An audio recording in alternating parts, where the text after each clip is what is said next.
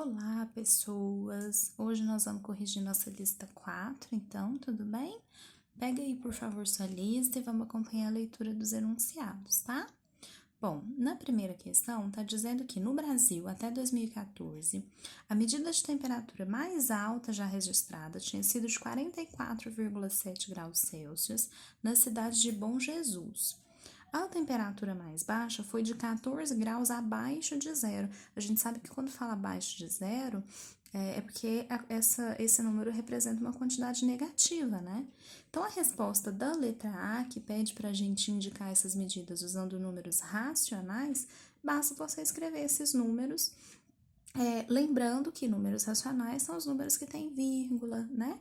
Além de serem os números inteiros, por exemplo, 14 negativo aqui, não é isso? Então, a temperatura de Bom Jesus fica assim. Se você quiser indicar com mais aqui, não tem problema, porque é uma temperatura positiva, a gente tem essa escolha.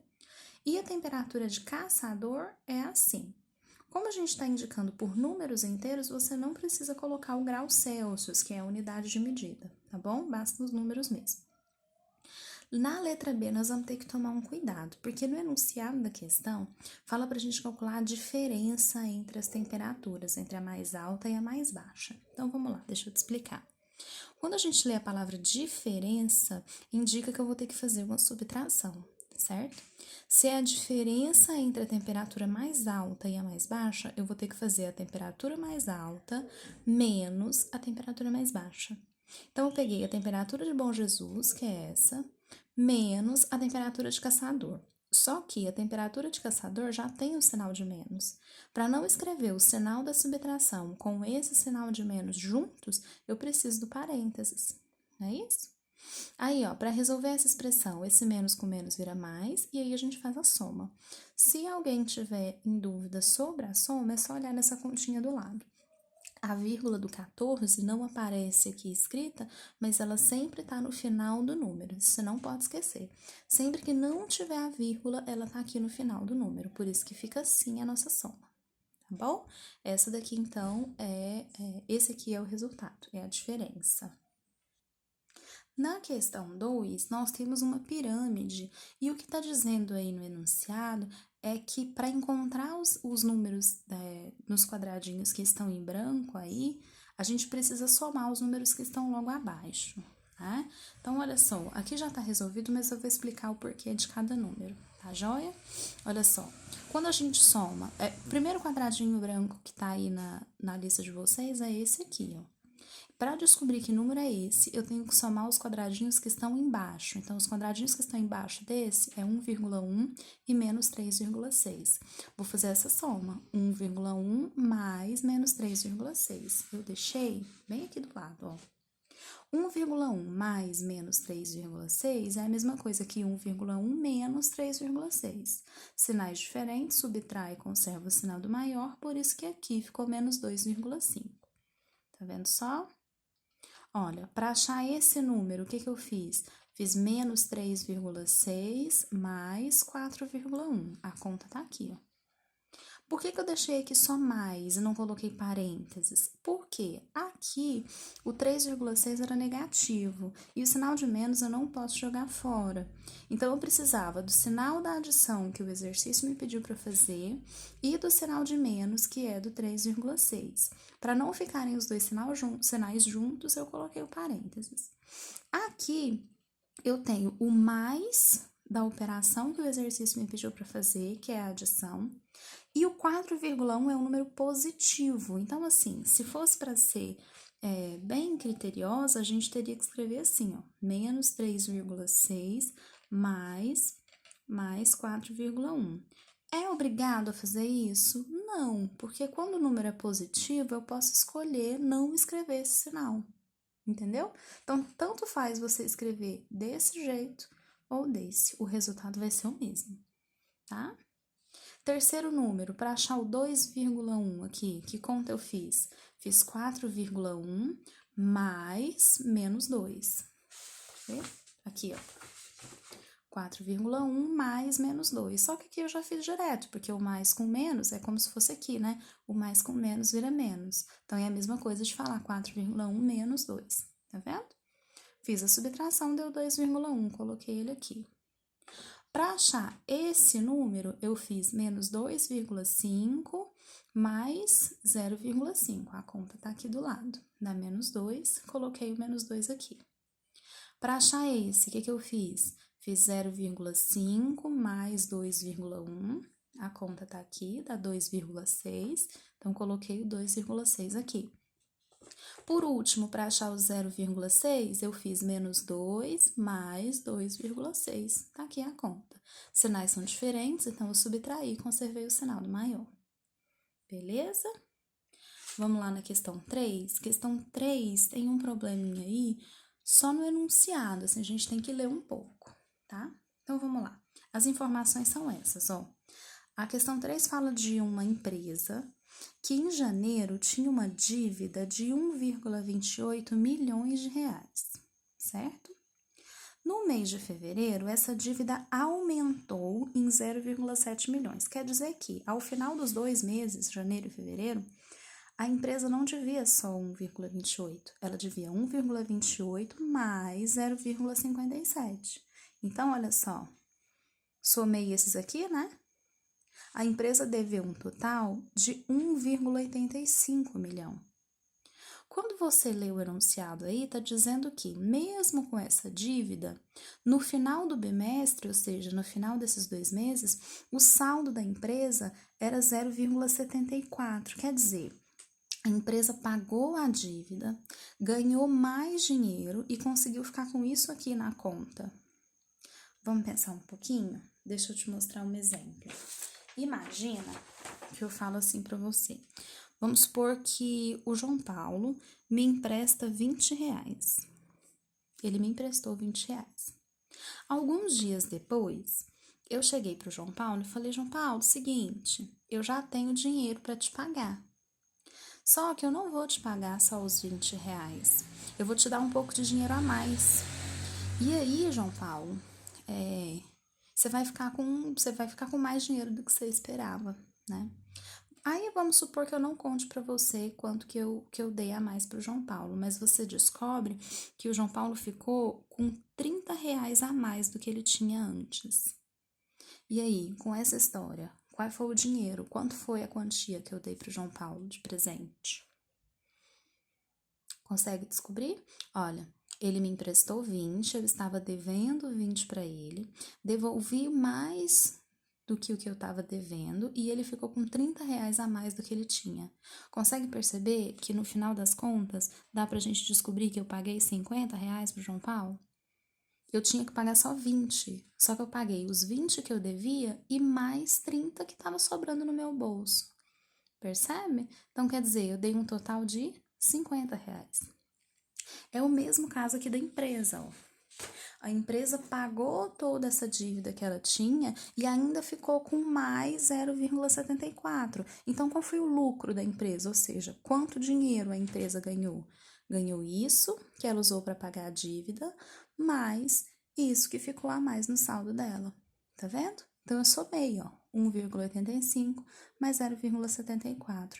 Isso quer dizer que a empresa ganhou no total 2,59 milhões. Olha aí.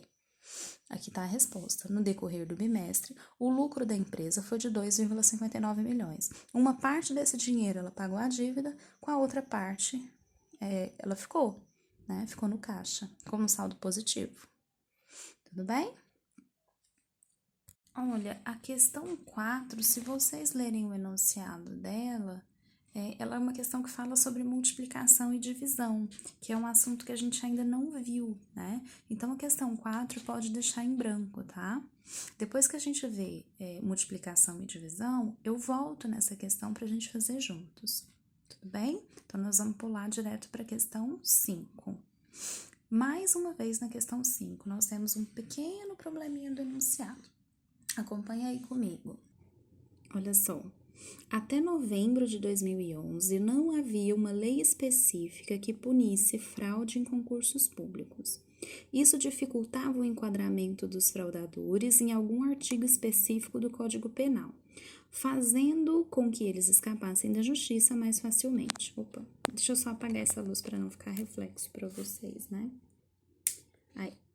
Entretanto, com a sanção da Lei 12.550/11, é considerado crime utilizar ou divulgar indevidamente o conteúdo sigiloso de concurso público. E essa parte é importante. Com pena de reclusão de 12 a 48 meses. Eu sei que aqui tem um tempo em anos, mas é melhor a gente mexer com 12 e 48 para ter um tempo mais específico, tá bom? Caso esse crime seja cometido por um funcionário público, essa pena sofrerá um aumento de 1/3. A pergunta é: quanto vai ser? Quer ver? Por quanto tempo um funcionário público vai ser condenado se fraudar um concurso público? Então, olha só, nós vimos nesse exercício que a pena que uma pessoa qualquer cumpre por fraudar concurso público é de 12 meses até 48 meses, certo? Se essa pessoa for um funcionário público, essa pena sofre um aumento de 1/3. Quando a gente fala que sofre um aumento de 1/3, não é o número 1/3. Não é o número 1/3. Sabe por quê? Se eu falo assim pra você, por exemplo, imagina a situação. Falo assim, deixa eu pegar um aluno do 7º B agora, né? O Alberto. Se eu falo assim pro Alberto, Alberto, me dá a metade. O que o Alberto vai falar? Vai falar, uai, metade do quê, professora? Não é? Então, se eu te falo que eu vou te dar metade, eu preciso te dizer metade do quê? A mesma coisa funciona com 1/3. Se eu te falo assim, eu vou te dar 1/3. Se não for aquele terço de rezar, né? Você vai ter que me perguntar, tá, mas 1/3 de quê? Será que é 1/3 do que eu tenho na carteira? Será que é 1/3, sei lá, do meu saldo no banco? É 1/3 de quê? Será que é 1/3 de pizza? Entende? Quando a gente fala metade, 1/3, quarta parte, eu tenho que indicar qual é a referência, qual é o inteiro. Por isso que não basta a gente falar que a pena vai ser 1/3. É 1/3 de quê? 1/3 desse tempo que está aqui. Ou seja, o funcionário público ele não vai cumprir só 12 meses, ele vai cumprir 12 meses mais 1/3 de 12. Entendeu? O funcionário público não vai cumprir só 48 meses, é 48 mais 1/3 de 48. Sacou? Então, olha só, coloquei aqui para vocês verem. Ó. Uma pessoa que pegaria, por exemplo, 12 meses, se for funcionário público, vai pegar os 12 mais 1/3 de 12. 1/3 é você dividir por 3. 1/3 de 12 é eu dividir 12 por 3. 12 dividido por 3 é 4, então se eu somo esses 4 com os 12 meses que já tinha, quer dizer que o funcionário público vai cumprir 16 meses, certo? Vamos lá com 48. A pessoa cumpre 48 meses, mas, já que ela é funcionário público, ela vai pegar mais 1/3 de 48. Só que 1/3 de 48, quando você faz 48 dividido por 3, dá 16. Tá vendo? Então, ela pega 48 meses mais 16 meses, que dá 64. Ou seja, a pena de um funcionário público varia de 16 a 64 meses. Tranquilo? Essa foi a questão 5, então. A questão 6 era de continha, né? A questão 6 ela pedia para a gente usar a reta numérica, mas aqui eu fiz com as operações mesmo, já que a gente já aprendeu a somar e a subtrair, eu usei as contas normais. Por exemplo, aqui era para fazer -4 mais 3. Eu usei a regra dos sinais diferentes, né? Que eu tenho que subtrair e conservar o sinal do maior. Então, -4 mais 3 deu -1. -1 mais 1 deu 0. Tá vendo só? Nesse de baixo, o número inicial era mais 1/2. Para não precisar fazer conta com fração, eu transformei esse aqui para número decimal. Como que eu fiz isso? Fazendo 1 dividido por 2. É obrigado? Não é. Você pode deixar na forma de fração mesmo e resolver essa conta aqui, ó. Mais 1/2 menos 2. Se você resolver essa conta, tirando MMC, dividindo pelo de baixo, multiplicando pelo de cima, você vai ver que isso aqui vai dar -3/2, que é justamente o -1,5 aqui, tá? Então, você pode escolher deixar na forma de fração ou passar para a forma decimal, você que escolhe. Depois, usando o que eu fiz aqui, que foi o número decimal, vou pegar esse número e somar com 3. Sinais contrários, subtraio e conservo o sinal do maior. Tá vendo? Desconsidere isso aqui, que é só uma outra coisa, tá? Vamos descer? Olha, esse terceiro, mesma história, né? É menos 1/2, eu transformei ele para decimal, ficou menos 0,5, mais 1 é 0,5, porque eu subtraí e conservei o sinal do maior. 0,5 menos 3 dá menos 2,5, tudo bem? Esse aqui nós temos que tomar cuidado, porque esse aqui, ele tem número misto, né? Vamos só relembrar, se tem um número misto, como que eu transformo para fração? Você vai ter que lembrar de fazer denominador vezes parte inteira mais numerador. Vamos devagar. Você faz 4 vezes 1, que dá 4, 4 mais 3, que dá 7.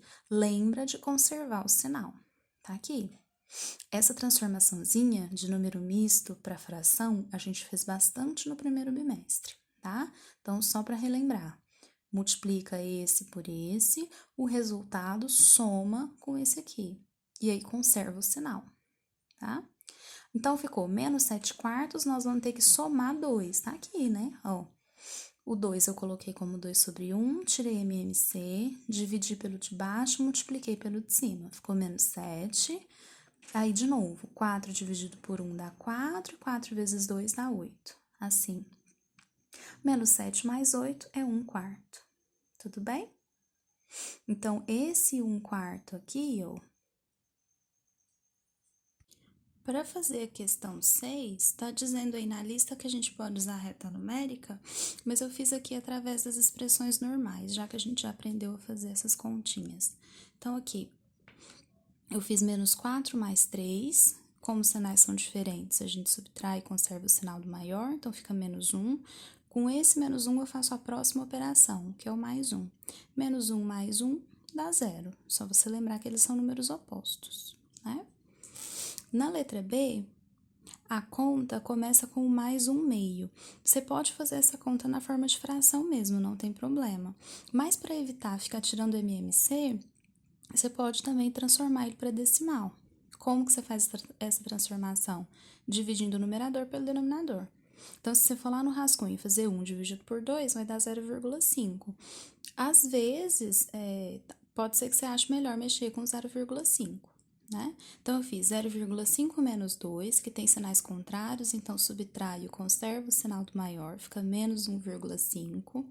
Esse menos 1,5 eu somo com 3 e dá 1,5 positivo, beleza? Se quiser usar a fração, não tem problema, mas aí você vai lembrar de tirar MMC, dividir pelo de baixo, multiplicar pelo de cima. Aí, só para você conferir, aqui vai dar menos 3, menos 3 sobre 2 e aqui 3 sobre 2, tá? Letra C é a mesma história, já aproveitei o cálculo que eu tinha feito aqui na letra B, no lugar de menos 1 sobre 2, eu coloquei menos 0,5. Então, eu fiz menos 0,5 mais 1, subtraí, conservei o sinal do 1, que é positivo, deu 0,5. E aí, 0,5 menos 3, de novo, subtraí, conservei o sinal desse aqui, ficou menos 2,5. A letra D tem número misto, né? Então, a gente vai ter que lembrar como que se transforma o número misto para fração. A gente fez muito isso no primeiro bimestre, olha. A gente pega o denominador da fração, multiplica pela parte inteira, então aqui eu fiz 4 vezes 1, que deu 4.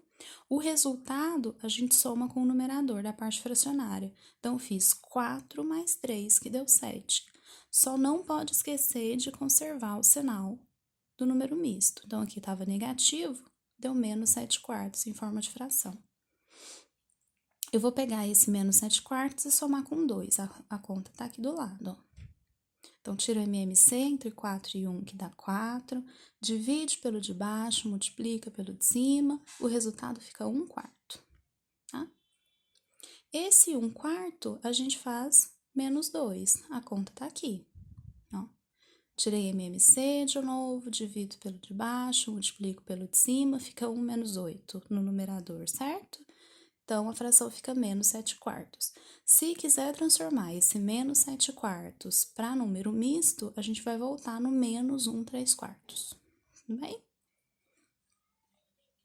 Letra E, já tem só número decimal, então não precisa se preocupar em fazer transformação nenhuma. Fiz menos 0,2 menos 1, aqui eu tenho sinais iguais, então não precisa subtrair, nós vamos somar.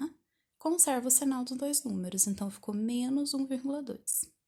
Esse menos 1,2 eu somo com 2. Sinais contrários, subtrai, conserva o sinal do maior, então ficou mais 0,8. A letra F é do mesmo jeito, né? Ó, 1,2 positivo, a gente soma com 2, soma e conserva o sinal, fica mais 3,2. E aí, esse menos 5 subtrai e conserva o sinal do maior. Então, fica menos 1,8.